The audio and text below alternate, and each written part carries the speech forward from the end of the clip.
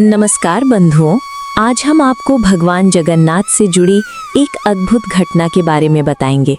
जानेंगे कि क्यों भगवान जगन्नाथ खुद अपने भक्त के यहाँ अतिथि बनकर गए। तो चलिए शुरू करते हैं। पुरी के समुद्र तट से थोड़ी दूरी पर एक छोटा सा गांव बसा था, नीलपुर। गांव का नाम भले ही नीलपुर था, लेकिन वहां के लोगों की जिंदगी सूखे पत्तों जैसी हो चुकी थी। न बारिश ठीक से होती, न फसल ठीक से उगती। लोग किसी तरह दिन काट रहे थे। उस गांव में न कोई बड़ा मंदिर था, न कोई अमीर जमींदार। बस कुछ झोपड़ियां, कुछ मिट्टी के घर और लोगों के दिलों में बसता एक ही नाम, जय जगन्नाथ। लेकिन इस गांव में एक ऐसा इंसान भी रहता था जिसके चेहरे पर भूख के बावजूद अजीब सी शांति थी। उसका नाम था माधवदास।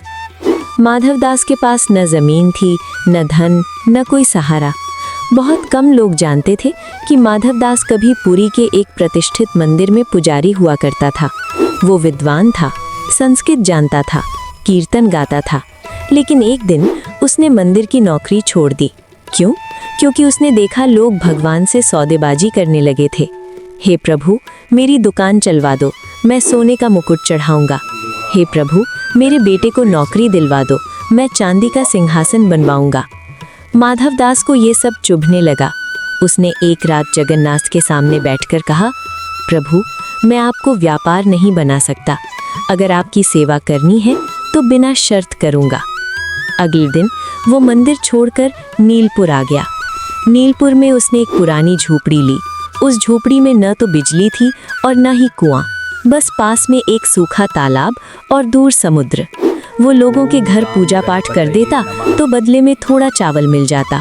कई दिन ऐसे भी गए जब उसे कुछ नहीं मिला। उन दिनों वो सिर्फ पानी पीकर जगन्नाथ का नाम जपता।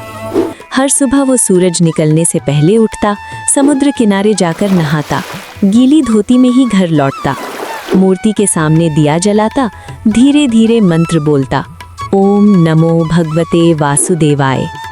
फिर थाली में जो कुछ भी होता सबसे पहले मूर्ति के आगे रखता। प्रभु, आज बस इतना ही है।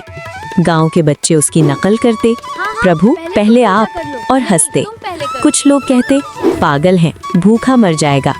एक दिन गांव के मुखिया ने कहा, माधव, भगवान को छोड़ कुछ काम कर ले। माधवदास बस बोला, मैं तो वही कर रहा हूँ जो मुझे मिला है।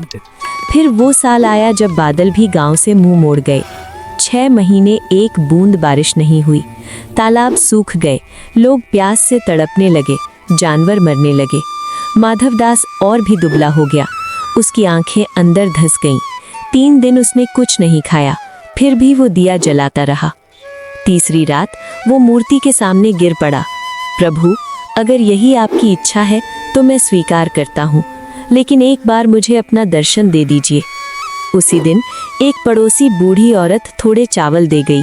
माधवदास कांपते हाथों से चूल्हा जलाने लगा, 2 थालियां सजाईं। तभी अचानक दरवाजे पर किसी के आने की दस्तक हुई। वो कांप गया। दरवाजा खोला तो उसने देखा कि सामने एक नीला वर्ण वाला युवक खड़ा था। युवक ने हाथ जोड़ते हुए कुछ खाने को मांगा, पर माधव को शर्म आ गई, क्योंकि वो आज इतना असहाय था कि वो कुछ दे नहीं सकता था। तभी उस युवक की नज़र दोनों थालियों पर गई और उसने उसे खाने की इच्छा जताई। माधव ने खुशी खुशी अपने हिस्से का खाना उस युवक को दे दिया। युवक ने खाना शुरू किया और फिर माधव ने क्या देखा? माधव ने देखा कि युवक खाता गया और थाली भरती गई। माधव वो दृश्य देखकर रो पड़ा, क्योंकि वो समझ चुका था कि वो युवक और कोई नहीं बल्कि खुद भगवान जगन्नाथ उसके साथ भोजन करने आए हुए थे। देखते ही देखते वो पूरा कमरा रोशनी से भर चुका था। शंख की ध्वनि आई और कमरा सुगंध से भर गया। युवक बदल गया भगवान जगन्नाथ के रूप में। माधव, तू मंदिर छोड़ आया, लेकिन मुझे नहीं छोड़ा। तूने मुझे कभी भी भूखा नहीं सोने दिया। आज मैं तेरा अतिथि बना। माधवदास जमीन पर गिर पड़ा और उसने कहा, प्रभु, आपने मेरे घर को पवित्र कर दिया। आपने मुझे दर्शन देकर मुझे धन्य कर दिया, मेरा जीवन सफल कर दिया। भगवान जगन्नाथ ने माधव से कहा, माधव, तुम्हारे जैसे भक्त पाकर बल्कि मैं धन्य हुआ हूँ। मैं तुम्हारी भक्ति से प्रसन्न होकर तुम्हें वरदान देता हूँ कि कभी घर में अन्न की कमी नहीं होगी और जो भी सच्ची दिल से तुम्हें कुछ देगा उसे मैं 100 गुना लौटाऊंगा। सुबह होते ही गांव वाले दंग रह गए। माधवदास की झोपड़ी के बाहर अनाज के बोरे, फल, दूध, घी अपने आप पड़े थे।